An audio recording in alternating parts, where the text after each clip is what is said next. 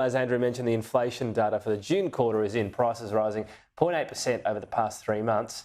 The annualised figure, though, remains stubbornly high at 6%, albeit it's coming down. Let's bring in the Shadow Treasurer Angus Taylor, who's been good enough to come in and is on the mend. I noticed the cast there. Came off the bike. Came off the bike, but I'm on the mend. Doing good, Tom. Good to know. So 0.8%, it's actually just above the target rate if you annualise it out. That would be 3.2% if that continues. Does it show the plan from the government is working? No, because the inflation in the last 12 months is running at 6%. Prices are going up, not down. Don't be fooled by some of the spin around this, Tom. We've still got stubbornly high inflation. Deep concerns about where that might go. Labor productivity going sharply backwards. We haven't seen anything like this in modern history. And so the concerns that have been expressed about this by a large range of people are very real, and Australians are feeling it. I mean, if you look at the cost of housing you just talked about, but the cost of food, the cost of energy, the cost of insurance, the cost of household equipment, all of these things rising fast. And of course, out on the ground, I see every day. This is pain that Australians feel every time they go to the checkout, every time they pay a bill. And this is inflation that is coming from Canberra. And it's not just the job of the Reserve Bank to deal with it. It's the job of the government. So the figure there, that the most reliable data we still have is quarterly, even though monthly is done. Quarterly inflation actually peaked in March 2022, when you were last in power. It hasn't gone above that 2.1% since. So it's not as if on those figures Labor's lit a fire up under inflation.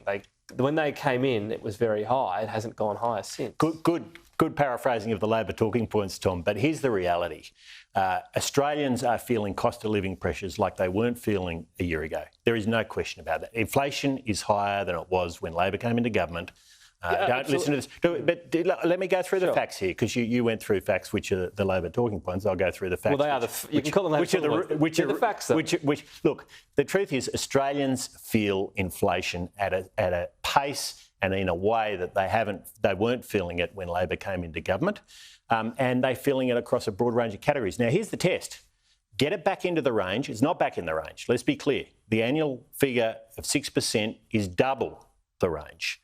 And no one's claiming it's in the range. Secondly, that it stays there, because if you haven't dealt with the source of the problem, you're only dealing with the symptoms, the chances of it staying there is slim. And thirdly, that you don't bring the economy to a halt. Now, Labor's already failing on those simple tests. We've got an economy that's going backwards in GDP per capita, backwards in GDP per capita. That's the economy that people feel at the household level. We've got inflation running hot, and inflation running faster than wages. So real wages are going backwards. So that's the reality of the situation. Meanwhile, we've got Labor that has lost interest in productivity, has completely lost interest in it. There's a lot there. If I can just jump into one part of it. You mentioned GDP per capita. It's an interesting measure because, as you said, it's how people feel. But, I mean, GDP per capita went backwards at times during the coalition. I never heard a coalition minister mention that. They preferred to go by the fact that GDP was still growing. Why? We're talking points again, but let me give you the alternative. Can you cite a time when a minister during the coalition said, we must admit it's tough, you should note that GDP per capita What people feel on the ground is GDP per capita, and it's going backwards. There's no question about that. And the truth of the matter is, Tom, that we have not seen an economic situation like this. 6% annualised inflation, GDP per capita going backwards. We haven't seen that. And this is what Labor is failing to deal with. Now, what should they be doing? Well, first of all, don't rely on the Reserve Bank. Focus on those many levers that the government has. What are they?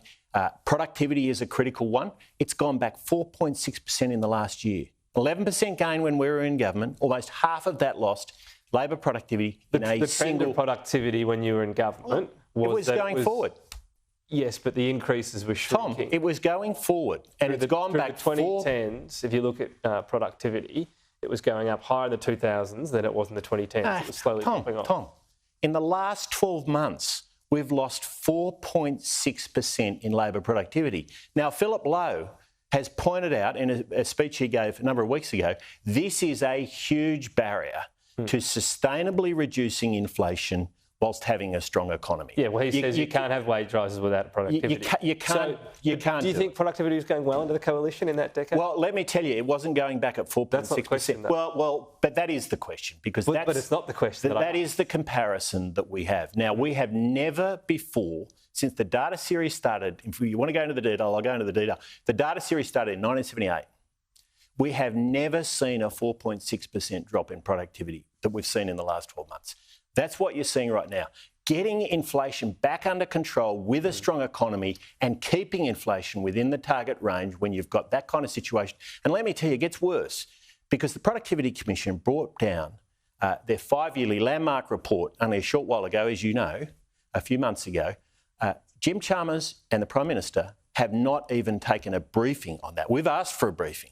They haven't even taken a briefing on that report, and they are now clearly indicating to the Productivity Commission they want to focus on all sorts of other things. On the Productivity Commission, can you cite major changes you made as a result of the Productivity Commission? Yeah, there was many changes. In fact, and indeed, as Cities Minister, I was very focused on getting more infrastructure into the right places to get houses built so that we take pressure off it. And we saw a significant increase in the number of houses being built, for instance. By the time Labor landed in the government, we were in a housing crisis. Well, hang on, but we were seeing a sharp increase. And that's why we went ahead with Western Sydney Airport. I was right at the centre of doing that work. It's why we spent billions on infrastructure and supporting those. So there's an example. I mean, the truth is, much of it is about working closely with state governments. Well, that's what you have to do in government. What do you make of the new Productivity Commission head? Chris Barrett, in a press release, you noted he was Jim Chalmers' old boss. Well, he was. I know. There's a question coming. Is this jobs for mates then? Is that what you're alluding to? Well, you know, we want the Productivity Commission to be independent, focused on productivity and listened to. Do you think he can be those things?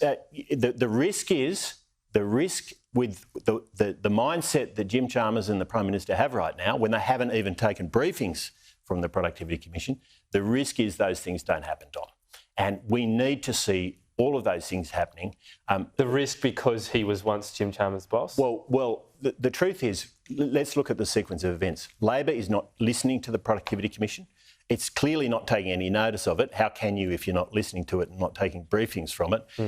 Now they appoint someone who is a former Chief of Staff. Now, whatever the merits, I mean, he clearly has some strong qualifications, but do we have an independent Productivity Commission that's going to question initiatives like the battery initiatives, the National Construction Commission, all of those things which Labor is doing that the Productivity Commission is questioning? They're industrial relations, so-called reforms. I mean, these are the sorts of things that we need the Productivity Commission looking at. The real question is, will they? So just to try to sum that up, you believe he's qualified, you're not sure he'll be independent, given his close links to Jim Chalmers? Well, I mean, all the signals we've had from the government is they don't like a Productivity Commission that is fierce in its independence and its frankness. And they are very clear indications in the way that Labor's and the union movement have responded to the productivity. Let's go into some more inflation elements. You mentioned insurance. Really high. I mean, this is not a Labor thing, isn't it? We've had a few natural disasters. Is there government intervention needed? There's parts of the Hawkesbury that apparently can't afford insurance anymore. Look, there's inflationary pressures across the entire economy, and there has been since over the last 12 months. It's been very strong. There's no doubt about that. And the way to deal with this, as I said, is to get right to the source of the problem. But on insurance, I mean, there are two costs. Will a disaster happen? How much does it cost to rebuild? Yeah. The rebuild element, with a lot of international pressure there around sourcing materials, and then there's the disaster element. I mean, is the insurance market a bit broken? When you look at these increases and think about some of those battling areas where things happen, does it actually raise questions around maybe intervention needed, more government help? You know, when inflation's running this hot, there may be individual sectoral things you can do, but the truth is you've got to do things at a higher level. You've got to get right to the source of the problem. And that's why we've been so focused on making sure that the government is focusing on a broader productivity agenda. That's why we've been so focused on making sure that fiscal policy is not heading in the wrong direction. $185 billion of extra spending, $7,000 of extra spending for every Australian since Labor came into government. Industrial relations that's heading in the wrong since direction. Labor came to government, a lot of that is in future years. We're not talking about money that's been dished out. Well, they are committing spend an extra. I'm just talking about what might be affecting inflation. $7,000 is you know what? If a government is committing to spend lots of money both now and in the future, it affects inflation, Tom. Insurance is a different market. But look, I don't think we're going to get to the bottom of that right now. What about rents? Because another really big increase in rents, the highest Brisbane, 8.9% off the top of my head. Yeah. What do you make of rent freezes and some of the premiers going down that path? Is that something that's needed, even if it's just a short-term measure? Price caps have never been a solution to inflation. That's dealing with the symptom, not the source. Go to the source of the problem. And I was starting to list through some of the sources. Even when you see 8.9%, just that short-term jolt to say maybe we need to just have a reset, sure, address supply issues, but... Economics 101, it's one of the first chapters in most microeconomics textbooks, is telling us what happened when in the past, back in the 70s and 80s and past periods of inflation like this, the 40s we saw the same thing. Rent caps were imposed, they failed. They always have failed and they always will fail. There's better ways at getting to the problem, get to the source. Don't put a Band-Aid on a bullet wound. I've got an emphatic answer. I'm not going to press more on that.